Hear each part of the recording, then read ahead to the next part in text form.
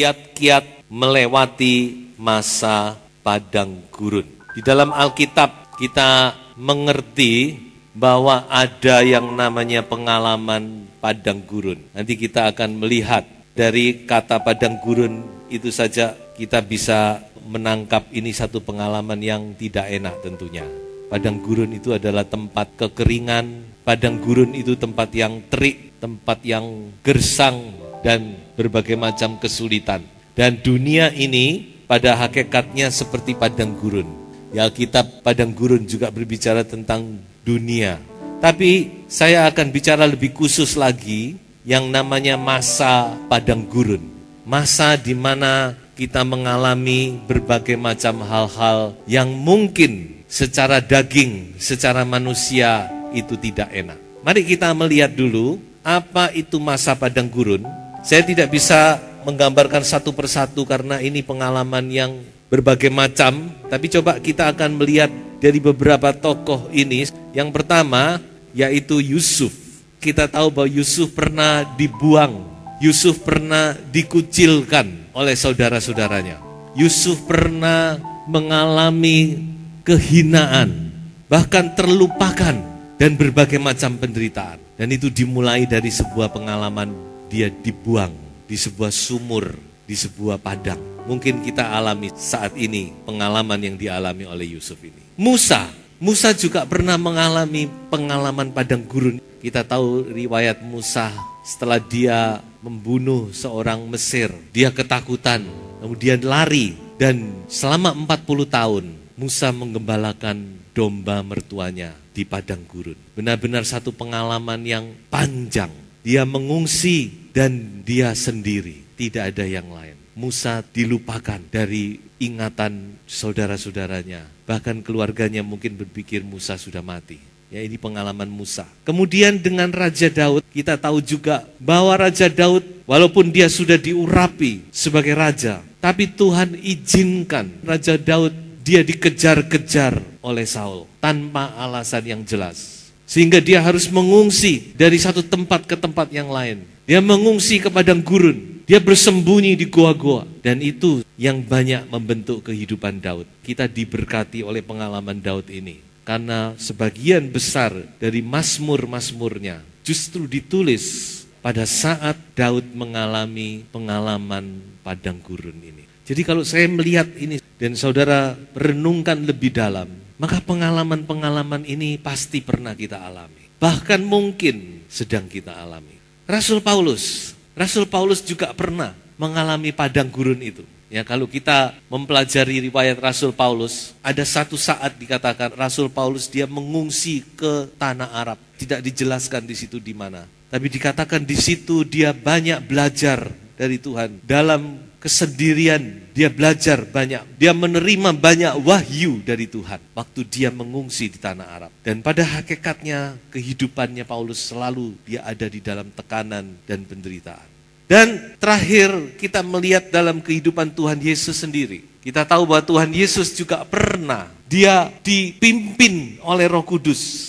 Dia dibawa ke padang belantara. Dan dikatakan di situ dia dicobai oleh iblis. Jadi masa padang gurun ini juga masa pencobaan. Masa kita diuji. Mungkin itu masa di mana kita dilupakan. Seolah-olah sudah tidak ada lagi yang memperhatikan kita. Kita cuma sendiri dengan Tuhan. Ya masih banyak lagi ya, tapi dengan beberapa hal ini saya bisa simpulkan apa sih masa padang gurun itu. Saya simpulkan demikian saudara, masa padang gurun itu adalah masa di mana Tuhan melalui situasi kondisi atau mungkin melalui manusia memproses kita, menguji, membentuk kita sebelum ia memakai dan memberkati kita lebih lagi. Amin, saudara. Jadi ada sesuatu yang Tuhan mau kerjakan di depan kita. Tapi sebelum itu, maka ada proses. Nah inilah masa padang gurun. Apakah Anda sedang mengalami atau berada di dalam masa ini? Nanti kita akan melihat bagaimana kita harus melewati masa ini. Namun sebelumnya saya ingin kita membaca Ulangan pasal 8 ayat 2. Ingatlah kepada seluruh perjalanan yang kau lakukan atas kehendak Tuhan Allahmu di padang gurun selama 40 tahun ini dengan maksud merendahkan hatimu dan mencobai engkau untuk mengetahui apa yang ada dalam hatimu, yakni apakah engkau berpegang pada perintahnya atau tidak. Di ayat ini, walaupun saat itu ditujukan kepada bangsa Israel, tapi ayat ini juga ditujukan kepada kita. Tuhan berkata, ingat bahwa ada masa di mana kita melewati padang gurun. Dan apa kehendak Tuhan, apa maksud Tuhan? Salah satunya yang terpenting juga adalah untuk merendahkan hati kita. Lewat proses-proses yang terjadi ini, hati kita dibentuk dan terus dibentuk, semakin hari semakin rendah hati. Dan ini perlu, semakin kita rendah hati, semakin kita remuk hati, semakin kita hancur hati, Tuhan akan semakin menyertai kita. Ada ayat yang berkata, Dia di tempat yang maha tinggi, tapi Dia juga bersama-sama dengan orang yang remuk dan rendah hati. Sebab itu kalau saudara melewati masa ini, jangan tawar hati. Tapi mari kita mau melihat bagaimana sekarang kita harus melewati masa padang gurun ini dengan kemenangan. Karena kita bisa melewati itu dengan keadaan seperti bangsa Israel. Bangsa Israel juga diizinkan Tuhan melewati padang gurun, tetapi mereka tidak melewati dengan baik. Kita tahu bahwa mereka selalu melewati masa padang gurun itu dengan sungut-sungut, mereka tidak puas, mereka memberontak dan sebagainya. Tapi kita juga bisa melewati itu dengan kemenangan. Kiat-kiat yang akan saya bagikan ini ada 3. Yang pertama adalah bertahan. Bertahan itu, ya dalam bahasa Inggris dipakai kata persevere. Artinya dalam bahasa Indonesia yang lain juga dipakai kata bertekun. Bertahan itu bertekun. Arti dari bertahan itu adalah kita tetap melakukan sesuatu meskipun itu sulit. Meskipun itu tidak mudah. Itu yang dimaksud dengan bertahan. Dan bertahan ini satu karakter yang sangat penting, yang perlu kita miliki. Teristimewa kita sekarang yang hidup pada zaman-zaman yang akhir. Pada zaman-zaman yang sulit. Bertahan, bertekun. Ya, saudara bisa baca kitab Wahyu, dikatakan yang memberikan kemenangan itu nanti salah satunya adalah ketekunan. Orang yang bertahan sampai akhir, dia akan menang. So itu jangan cepat putus asa. Memang tidak mudah. Bertahan ini tidak mudah, saudara-saudara. Lebih mudah orang itu tidak bertahan, melepaskan. Tapi firman Tuhan berkata bertahan, bertahan. Di dalam Roma pasal 5 ayat 3-5, Rasul Paulus berkata bahwa penderitaan itu menghasilkan ketekunan. Dan ketekunan itu menghasilkan tahan uji, karakter yang kuat. Dan tahan uji akan menghasilkan pengharapan. Di dalam tahan uji, maka dikatakan akan timbul satu pengharapan. Dan firman Tuhan memberikan jaminan bahwa pengharapan itu apa? Tidak mengecewakan. Amin. Mengapa kok tidak mengecewakan? Karena Tuhan Yesus adalah sumber pengharapan. Ya, kalau kita berharap kepada Tuhan, tidak akan dikecewakan. Nah sebab itu mari, untuk itu kita harus tetap bertahan. Kemudian di dalam Yakobus pasal 1 ayat 12, dikatakan orang yang bertahan dalam penderitaan, dia akan menerima mahkota kehidupan. Keselamatan kita ini juga harus bertahan. Keselamatan ini juga sedang digoyang. Banyak anak Tuhan juga yang melepaskan kepercayaannya. Sementara juga banyak orang-orang yang masuk menjadi anak Tuhan. Makanya kita jangan sampai kita lepaskan ini, saudara. Apapun juga kita tetap percaya kepada Yesus, kita tetap pegang Yesus. Maka kita akan menerima mahkota kehidupan. Ada satu cerita di dalam kitab 2 Samuel pasal 23. Di situ diceritakan bahwa ada pahlawan-pahlawan Daud, kurang lebih ada 37 orang. Selama Daud memerintah, ada orang-orang yang perkasa yang membuat Daud menang dan menang. Dan dari 37 orang itu ada 3 orang yang paling utama, superhero mungkin ya. Nah dari 3 ini ada satu yang menarik perhatian saya, yaitu namanya Syama. Saya akan bacakan itu dari 2 Samuel 23 ayat 11 dan ayat yang ke-12. Sesudah dia, Sama anak Age orang Harari, ketika orang Filistin berkumpul di Lehi, di sana ada sebidang tanah ladang penuh kacang merah. Dan tentara telah melarikan diri dari hadapan orang Filistin. Maka berdirilah ia di tengah-tengah ladang itu. Ia dapat mempertahankannya dan memukul kalah orang Filistin. Demikianlah diberikan Tuhan kemenangan yang besar. Di sini ada satu cerita seorang yang bernama Syama. Bagaimana Syama ini begitu hebat, bukan karena dia mengalahkan, dia seorang diri menyerbu musuh dan sebagainya. Tapi dia dikatakan hebat karena dia bisa bertahan. Satu saat dikatakan semua tentara sudah melarikan diri. Mereka sudah meninggalkan posisi mereka, mereka sudah putus asa, mungkin juga ketakutan dan sebagainya. Tetapi dikatakan ada seorang Syama, dia masih berdiri di situ. Dan dia mempertahankan itu. Dan apa yang terjadi? Tuhan memberikan kemenangan kepada Syama. Dan menarik sekali di dalam Yehezkiel pasal terakhir, ayat terakhir, di situ ada salah satu gelar daripada Allah dinamakan Yehova Syama, yang artinya Tuhan hadir di situ. Kalau di Alkitab kita tidak keluar itu kata Yehova Syama, cuma disebut Tuhan hadir di situ. Tapi itu artinya Yehova Syama, nama Syama dipakai. Jadi kadang-kala kita berpikir, apakah Tuhan masih ada enggak? Saya mau katakan Tuhan masih ada, haleluya. Bahkan Tuhan hadir dalam pergumulan saudara. Tuhan tidak pernah meninggalkan kita, haleluya. Sebab itu mari kita tetap bertahan, amin. Kita pertahankan, kita pegang apa yang Tuhan percayakan itu. Seperti salah satu nasihat Tuhan Yesus kepada sidang jemaat yang ada di Wahyu. Dikatakan pegang apa yang ada di tangan, jangan lepaskan.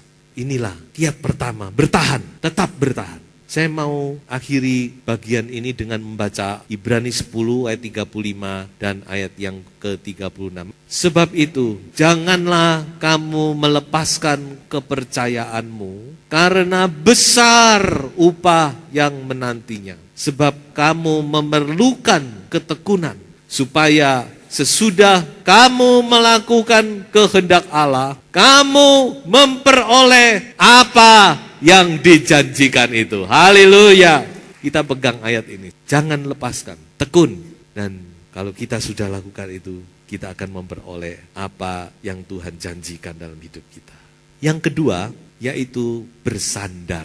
Dari kata bersandar kita tahu bahwa ada sandaran. Ya, kalau sudah bersandar, mungkin karena capek, karena apa, tentu saudara harus punya sandaran. Apa yang saya maksud dengan bersandar? Dalam bahasa Inggris dipakai kata trust. Trust ini bisa diterjemahkan dengan kata percaya, tapi lain dengan belief. Kalau belief itu lebih bersifat pasif, tapi trust ini lebih bersifat aktif. Kita mempercayai, menaruh kepercayaan. Nah, bersandar itu gitu, saudara. Kalau bersandar kita tentu percaya yang kita sandari ini kuat. Ya, sudah bersandar kepada tembok, sudah bersandar kepada pintu, sudah tidak mungkin bersandar kepada barang yang gerak ya, kita akan jatuh. Nah, ini yang saya maksud, trust.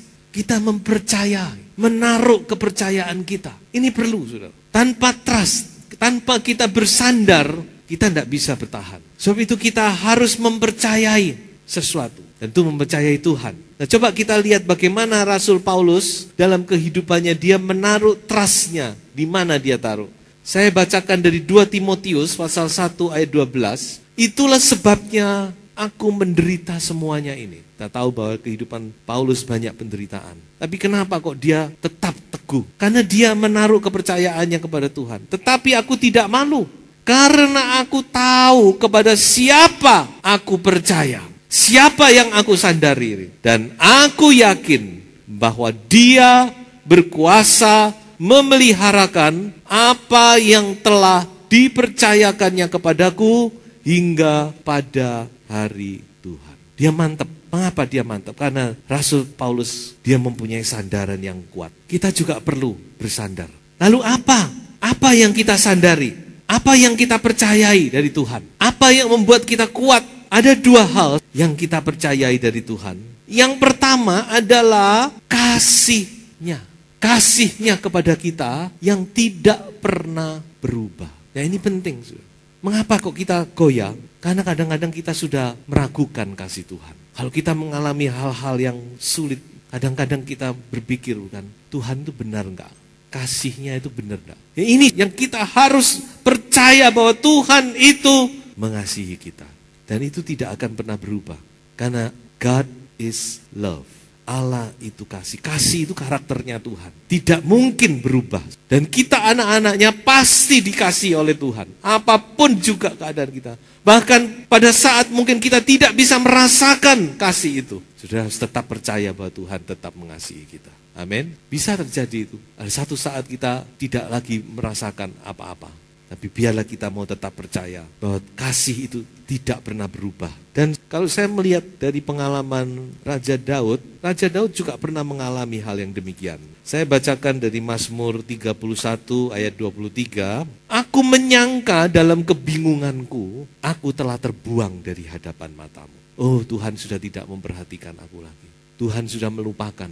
Aku sudah tidak dikasihi lagi. Bisa, Daud aja bisa. Tetapi, nah ini. Sesungguhnya Engkau mendengarkan suara permohonanku ketika aku berteriak kepadamu minta tolong. Haleluya.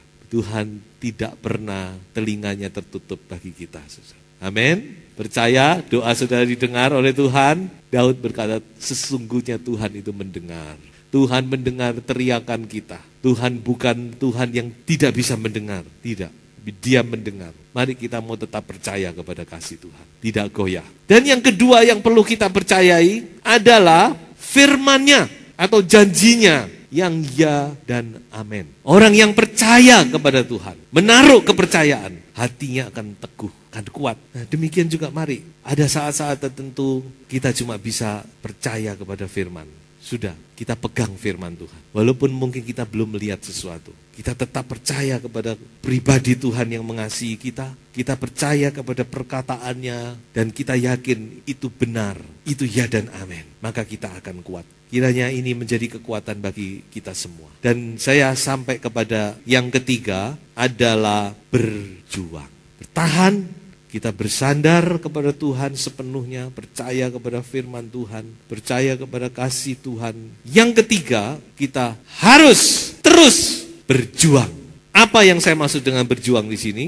Adalah kita harus gigih, kita tetap maju, pantang mundur, dan pantang menyerah. Ini yang saya maksud, tetap maju terus, tidak menyerah, tidak pernah mundur. Tapi kita terus maju, tidak ada jalan lain. Ini yang harus kita lewati. Jadi masa padang gurun ini kita tidak boleh mandek. Tapi kita harus terus berjalan terus, melewati. Namanya melewati itu tidak pernah mandek. Tapi kita terus berjalan ke depan, sesuai dengan pimpinan Tuhan dalam hidup kita. Kita maju terus, tetap gigih, tidak lemas, tidak menyerah, apalagi mundur. Dan teladan-teladan ini yang sudah ditinggalkan oleh Rasul Paulus. Di dalam Kisah 20 ayat 22 sampai 24, kita akan melihat di sini pendirian dari Rasul Paulus. Ini adalah pidato perpisahan Paulus. Dia mengundang tua-tua sidang di Efesus dan dia mengucapkan kata-kata terakhir sebelum dia pergi ke Yerusalem. Saya bacakan. Tetapi sekarang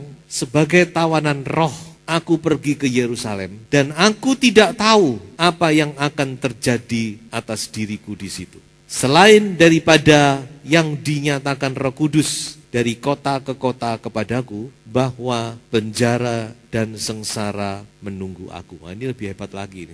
Paulus tidak tahu, tapi dia sudah punya ya katakan insting bahwa ini sesuatu yang tidak enak akan terjadi. Penjara dan sengsara. Tetapi aku tidak menghiraukan nyawaku sedikit pun. Asal saja aku dapat mencapai garis akhir dan menyelesaikan pelayanan yang ditugaskan oleh Tuhan Yesus kepadaku untuk memberi kesaksian tentang Injil kasih karunia Allah. Jadi ini pendirian Rasul Paulus. Walaupun pengalaman apa di depan yang akan dia alami, bagi dia yang penting dia menyelesaikan tugas pelayanan. Itulah sebabnya dia bisa memberi nasihat kepada anak rohaninya Timotius. Tunaikanlah tugas pelayananmu. Karena dia sendiri juga sudah alami itu. Dan memang kita tahu bahwa ketika Rasul Paulus ke Yerusalem, gak berapa hari dia ditangkap. Dan ya kita bisa baca itu dalam Kisah Rasul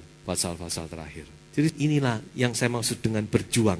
Berjuang tetap maju, gigih, pantang menyerah, pantang mundur. Nggak boleh kita lemes, lalu kita menyerah, kita putus asa, tergeletak. Apalagi kalau saudara adalah kepala keluarga, nggak bisa. Pria, pemimpin, bagaimanapun juga kita harus tetap bangkit, tetap berjalan terus. Memang ada saatnya kita bisa kayak orang tergeletak, kita seperti orang dipukul, kita seperti tergeletak, tapi itu sementara. Tapi mari kita bangkit kembali, maju lagi, maju terus, pantang menyerah. Dan kita juga melihat dari pengalaman Tuhan Yesus. Bagaimana Tuhan Yesus juga, dia dalam keadaan dia berangkat ke Yerusalem, walaupun dia tahu apa yang menantinya di Yerusalem, dia tetap berangkat maju, walaupun dia tahu salib menanti. Tapi dia tetap berkata kepada murid-muridnya, ayo kita pergi ke Yerusalem. Mari saudara, dalam kehidupan ini banyak sekali hal-hal yang kita tidak mengerti terjadi.